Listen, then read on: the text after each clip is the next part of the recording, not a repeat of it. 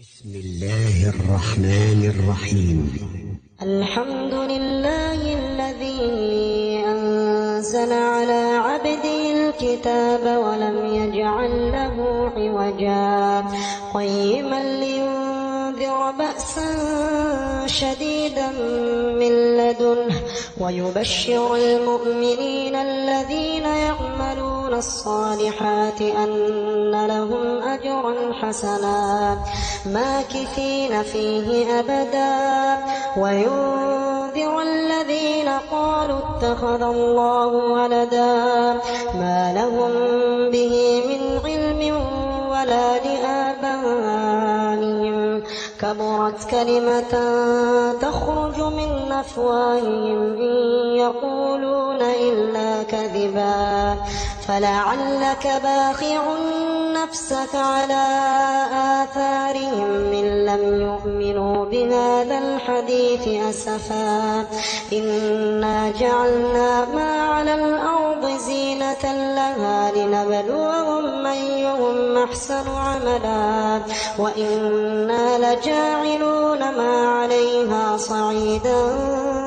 جرزا أم حسبت أن أصحاب الكهف والرقيم كانوا من آياتنا عجبا إذ أوى الفتية إلى الكهف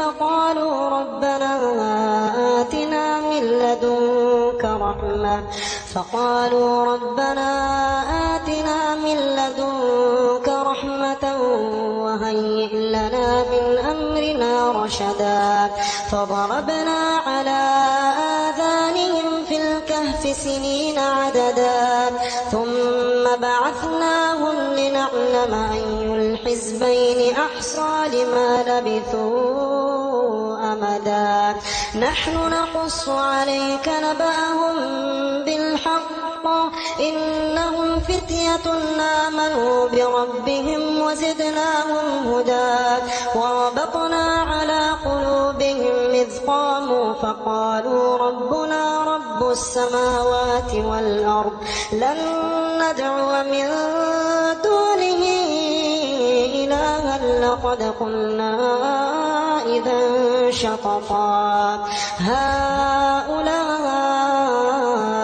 قوم اتخذوا من دونه آلهة لولا يأتون عليهم بسلطان بين فمن أظلم ممن افترى على الله كذبا وإذ اعتزلتموهم وما يعبدون إلا الله فأووا إلى الكهف ينشر لكم ربكم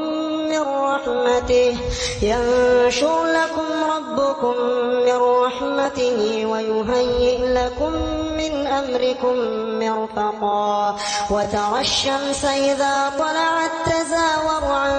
كهفهم ذات اليمين وإذا غربت تقرضهم ذات الشمال وهم في فجوة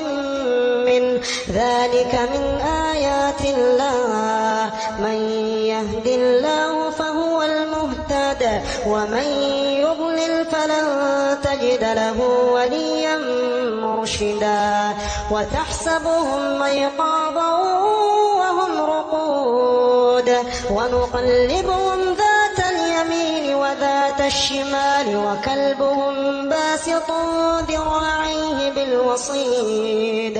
لو اطلعت عليهم لوليت منهم فرارا ولملئت منهم رعبا وكذلك بعثناهم ليتساءلوا بينهم قال قائل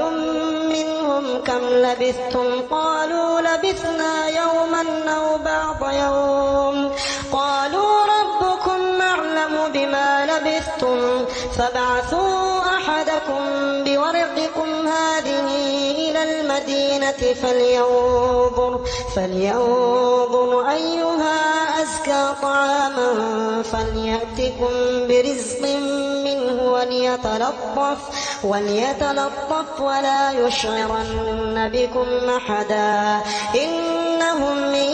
يظهروا عليكم يرجموكم أو يعيدوكم بآياتهم ولن تفلحوا إذا أبدا. وكذلك أعثرنا عليهم ليعلموا أن وعد الله حق وأن الساعة لا ريب فيها إذ يتنازعون بينهم أمرهم فقالوا ابنوا عليهم بنيانا ربهم أعلم بهم قال الذين غلبوا على أمرهم لنتخذن عليهم مسجدا. سيقولون ثلاثة رابعهم كلب